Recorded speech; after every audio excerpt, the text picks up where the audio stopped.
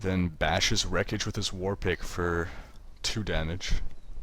Rekoj still has temporary HP, so it's not even really a wound. Zook is up.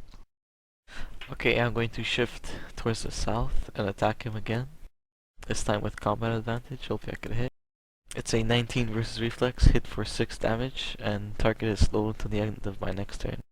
Zook rends and tears at the goblin with his feline claws, leaving the goblin reeling.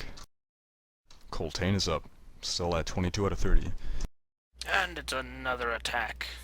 Rolls a 14 for a total of 23. Hits for 8 damage. And is Coltaine still on his killing spree? Yes, he's annoyed because the other goblin betrayed him after he was so lenient. He's angry. This time it's Coltaine's turn to decapitate a goblin. The body crumples to the ground.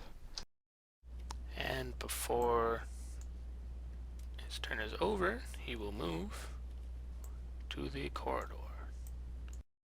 Coltaine rushes towards the western corridor just as a goblin comes into view wielding a javelin, and he hurls it at Coltaine.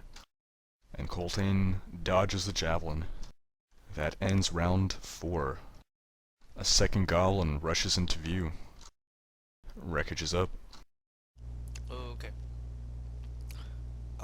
Seeing that everyone is pretty much in the south section, Rekoj decides to move towards the north and into the west. Autumn is up. Alright.